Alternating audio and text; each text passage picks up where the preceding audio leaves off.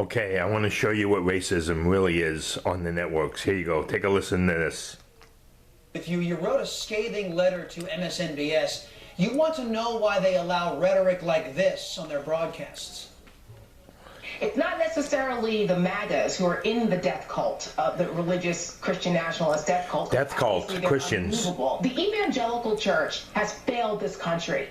Not only have they failed America, but they've also failed Christianity. They are so far away from the Gospels of Jesus. Could you imagine if the evangelical church actually followed what they claim to preach in the Bible? These are white Christians. Yeah, what's this? This is a state that is overrepresented by white Christians that are going to participate in these caucuses, especially tonight. All the things that we think about electability, about, what are people gaining out, or none of that matters when you believe that God has given you this country, that it is yours, and that everyone who is not a white conservative Christian is a wow, how racist this cunt is a less real American.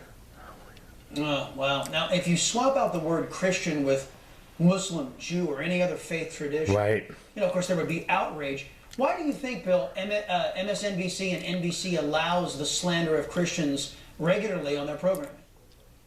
Because I think it plays to their audience. Their audience didn't used to be that way, but they made a change about 10 years ago. They tried to go left, and now to go left today obviously means to be engaged in radical secularism.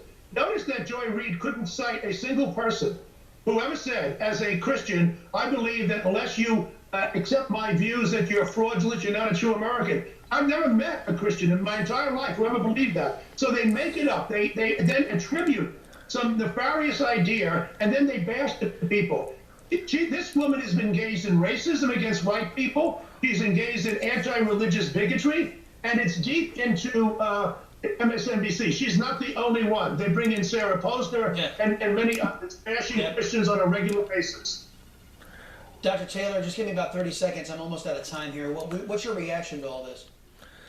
I mean, look, this is fake news. They're not going to acknowledge that the policies of the Biden administration are unconstitutional, unlawful, that they're ruining the economy. So instead, they're looking for someone else to attack. And so, today it's white evangelicals. It's going to be folks in the Midwest tomorrow. They're always looking for someone to blame, and really the blame is with themselves. It's the failed policies of the left, policies that violate the best traditions and history of our country.